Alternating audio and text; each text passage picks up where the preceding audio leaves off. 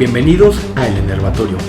Yo soy su amigo Esteban Gobea y en este quinto capítulo de nuestro tutorial de escritura vamos a ver un tema muy importante que había postergado hasta ahora, que es los géneros dramáticos.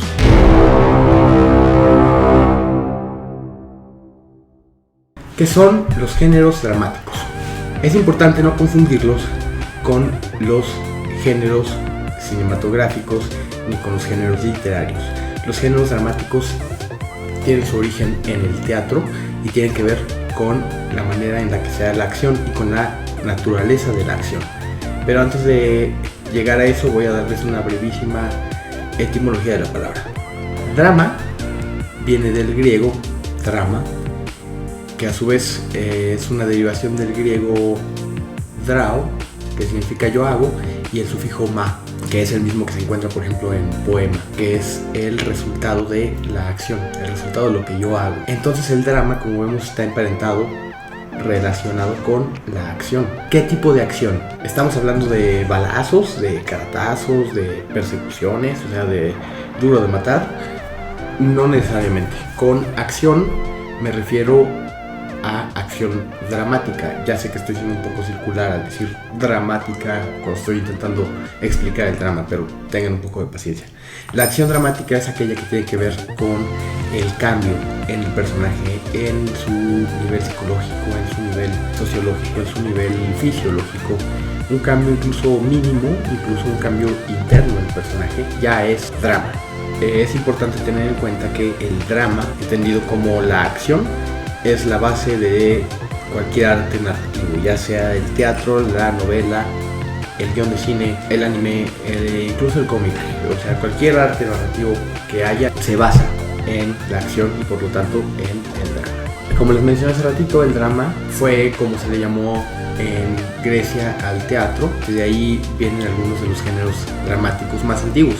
Aristóteles dedica su poética a la tragedia, pero menciona también la comedia, y además a los griegos les eran muy conocidas las farsas. Las obras de Aristófanes son farsas. Estos primeros géneros dramáticos los va a heredar la historia posterior del teatro, desde el teatro latino, pasando por el teatro cristiano, el del Renacimiento, el teatro moderno, y ya se irán dando una idea de que con el paso de los siglos se fueron añadiendo nuevos géneros dramáticos. Entonces a esos tres que les mencioné, a la tragedia, la comedia y la farsa, se les fueron añadiendo el género didáctico, el melodrama, la tragicomedia y la pieza. ¿En qué se diferencian estos géneros dramáticos? En cómo ocurre la acción y en la naturaleza de esa acción. Como les mencioné, por ejemplo, la tragedia se distingue sobre todo por su final, que tiene una carga negativa. Es decir, al protagonista le tiene que ir mal, termina mal. Sin embargo, es esencial a este terminar mal el que sea resultado de las acciones tomadas libremente por el protagonista, y en última instancia porque el protagonista tiene un defecto trágico.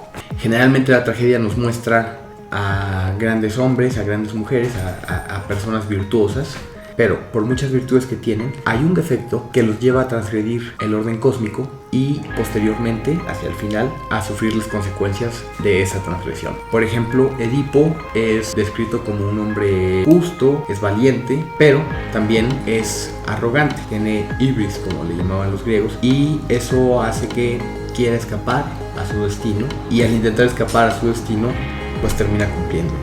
La tragedia griega clásica tiene siempre este elemento filosófico de reflexionar en torno al carácter, al destino, al orden cósmico, a hasta qué punto actúa el personaje libremente o no es su carácter ya su naturaleza y entonces algo de lo cual no puede escapar. Entonces confronta estas ideas en el teatro clásico. La comedia nos muestra no un protagonista virtuoso, sino uno vil. No nos muestra una visión favorable de las personas, o por lo menos no de todos los personajes. El protagonista suele ser un pícaro, como se llamaba, y generalmente este protagonista trata de engañar a los demás y de salirse con la suya, pero al final es desenmascarado como tal pícaro y por lo tanto se produce un final feliz porque la gente que de otra manera sería sus víctimas pues se libra de ese destino. La comedia tiende a hacer una crítica a los defectos del ser humano, Pensemos por ejemplo en Molière y en su Tartufo, que es una crítica a la santurronería hipócrita, o a su enfermo imaginario, que es una crítica a la hipocondria. El tercer género dramático, la farsa, es uno que lidia con lo imposible y lo absurdo. Está emparentado con la comedia en el sentido de que suele causar risa por las situaciones absurdas que presenta,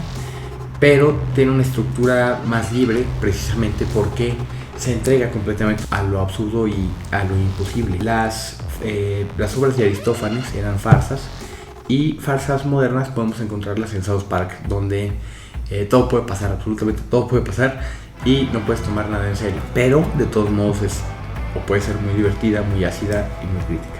Ahora, el género didáctico está emparentado con el auge del cristianismo, con su utilización del teatro para promover los valores cristianos, el dogma, para impartir catequesis, para instruir a el pueblo, que pues era en su mayoría analfabeto. Se daban, por ejemplo, las fábulas o las moralejas o estas obras que tenían algún componente pues moralizante. Posteriormente, con el auge de los autores revolucionarios y de vanguardia, eso lo vamos a ver un poco más, no utilizado ya obviamente para promover el cristianismo, sino para promover la revolución, es decir, para educar a la audiencia en cómo el sistema está explotándola y instarla a rebelarse.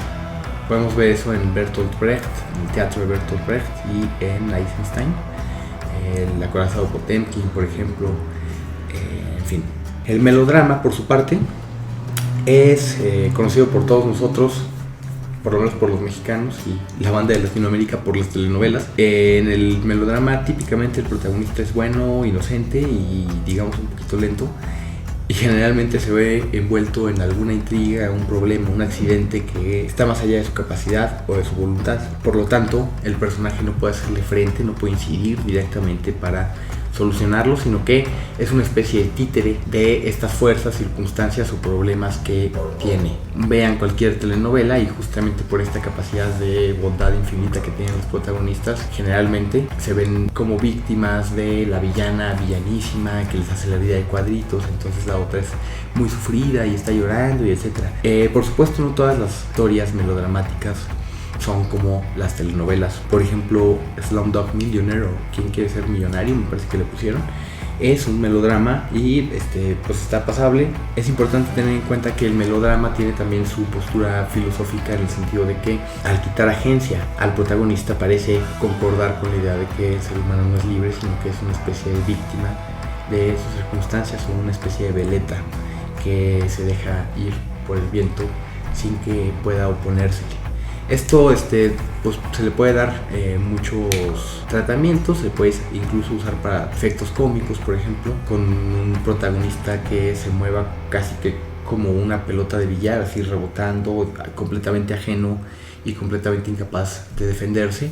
Creo que se ha usado en algunos casos y ha sido exitoso. La tragicomedia mezcla elementos de la comedia y de la tragedia. Ya sé, suena bastante obvio, pero no es como nada más mezclar elementos y ya, porque entonces sería un batidillo de un tono muy inconsistente, en el que de repente pasan cosas muy graves y de repente cosas muy ligeras.